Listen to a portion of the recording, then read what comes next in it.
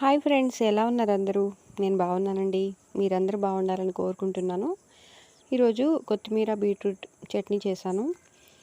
ఇది టిఫిన్స్లోకి అండ్ రైస్లోకి కూడా బాగుంటుంది. ముందుగా పోపుకి అన్నీ రెడీ చేసేసుకున్నానండి. పోపుకి పచ్చిశనగపప్పు, మినప్పప్పు, ఆవాలు, జీలకర్ర, ఎండుమిర్చి, కరివేపాకు, కొంచెం కరివేపాకు ఫ్రై చేసుకున్నాను. బీట్రూట్ ముక్కలు కూడా ఫ్రై చేస్తాను. కొంచెం పచ్చిమిర్చి అన్నీ ఫ్రై చేసేసుకుని మిక్సీలో అయితే చల్లారాక ఉప్పు, జీలకర్ర వేసేసుకుని దీన్ని అయితే మిక్సీ చేశానండి. తర్వాత అదే ప్యాన్లో కొంచెం చింతపండు కూడా వేసేసి ఇలా కొత్తిమీర కూడా ఫ్రై చేసుకున్నాను. మరీ ఎక్కువ రోస్ట్ చేయకుండా వేయించాను. తర్వాత దాన్ని కూడా ఇలా మిక్స్ చేసేసుకున్నాక రుచికి సరిపడా బెల్లం అయితే వేస్తున్నాను.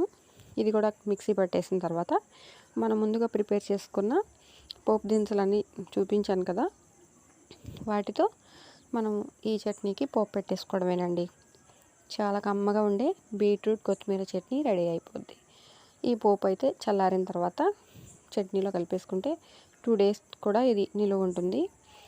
అప్పటికప్పుడు చట్నీ డైలీ చేసుకోలేని వాళ్ళు టిఫిన్స్లోకి అయితే ఇలా బాగా యూజ్ అవుతుందండి. నేనైతే ఈరోజు దోశల్లోకి చట్నీ రెడీ చేశాను. చాలా బాగుందన్నారు మా ఇంట్లో. ఓకే ఫ్రెండ్స్, మీకు నచ్చితే తప్పకుండా ట్రై చేయండి. బాయ్.